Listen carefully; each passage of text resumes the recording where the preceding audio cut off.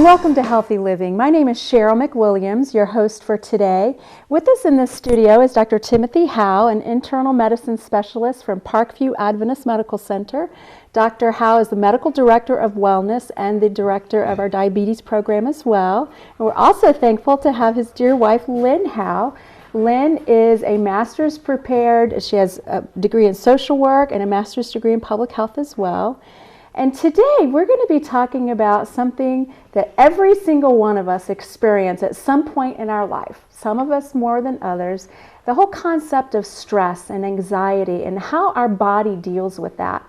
Many of us don't realize that the body has a physiological response to stress. Many of us, when we think of stress, we think of just feeling stressed out.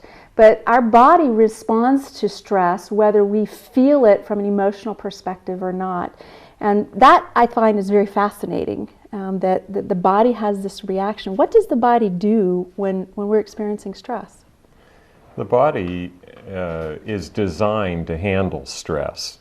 The usual stresses that you think about, say 100 years or 200 years ago, was you heard a little growl behind you and there was a bear and you had to jump, and take on the bear. And so your adrenal glands, which are little tiny glands, very small, sit atop your kidneys, pump out hormones into your blood that raise your blood pressure, speed up your heart, and get you ready for action. And that works fine if that's the stress. But if the stress is your boss at work and those hormones pour into your bloodstream, and then you go to fight your boss, that doesn't kind of cut it quite as well somehow. So we have this ability to get our body all pumped up for action, but in our modern world, that doesn't suit us so well sometimes. Right. So it seems that many of us are enduring more of a chronic type of stress. As you mentioned, in years past, the bear behind us were ready to fight. That experience hopefully subsides well for us. Yes, we hope so. But in modern times, life is busy. It's crazy. Phones ringing, kids screaming, boss needs something. Every day, it seems that more and more of us are enduring chronic, unrelieved stress. Gone are the days when it was just a little bit. And now we're enduring something that it seems like maybe we weren't designed to endure, and it's having some physiological responses and perhaps even setting us up for some diseases? Absolutely. As a result of those stresses, whether a big acute stress or whether it's chronic recurrent stress, your body does produce hormones that do cause your blood pressure to go up, your heart rate to go up. They ready you for physical exertion. And even if it's chronic low-level stress, you're readied for that physical exertion. And if you don't get it, those hormones are still there. You don't burn them up. You don't rid yourself of them. And they turn inward on you and are often the first step toward multiple chronic diseases, including not only cancer, but heart disease, high blood pressure, diabetes. A lot of these killer diseases are often triggered by chronic, low-level stress.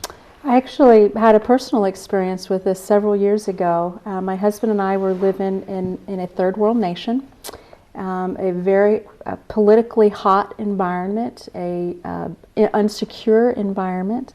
And although I handled the stress of that well from an emotional perspective, I made great decisions, my staff were happy, I did not do a very good job of maybe taking care of myself. So I walked out of that situation with a stress-induced heart murmur that I'll have the rest of my life. And that's actually how I got turned on to this, that stress affects the body and sets us up for disease and for physical challenges, not just from an emotional perspective. So what are some things that we can do to help our bodies deal with the physiological response of stress and get some of those chemicals out?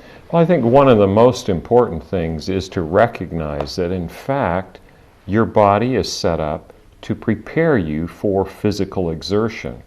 So you ought to do it. if while you were in this third world country and you were under all these stresses, though your exterior, you look calm and collected, and at least you thought you were making good decisions, if you had been able to recognize what was going on and exercise in some way.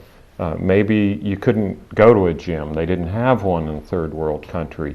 Maybe there was no place you could all you had was your bedroom, let's say. Well, you could jump rope, you could step up and down off a step, you could do sit-ups, you could do push-ups, you can do a lot of very good exercise with no equipment or very minimal equipment, and help your body deal with those stressors by burning those chemicals off before they turn inward, those hormones, before they turn inward and cause problems.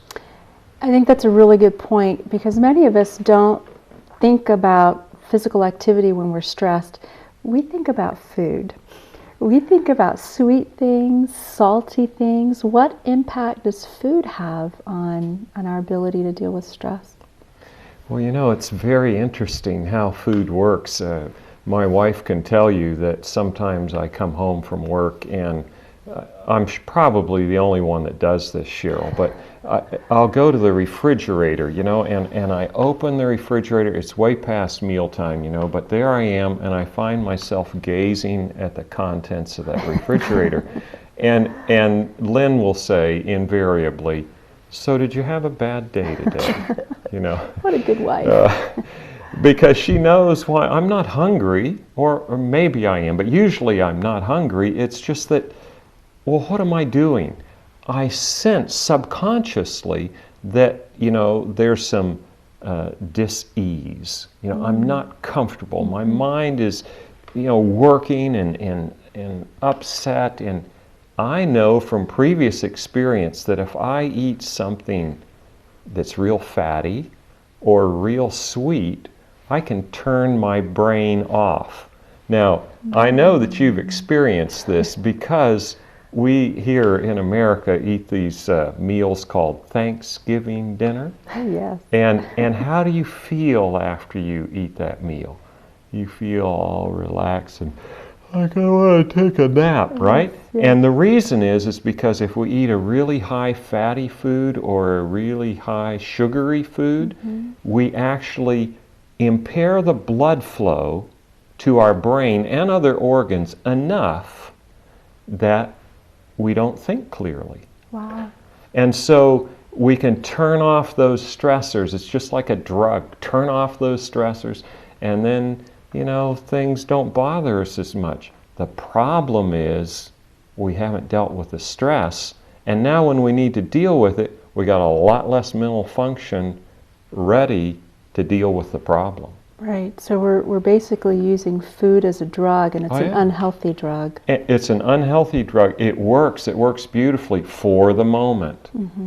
But long term, the stress gets worse because you can't make those clear-headed decisions. You don't have the energy to deal with the problem.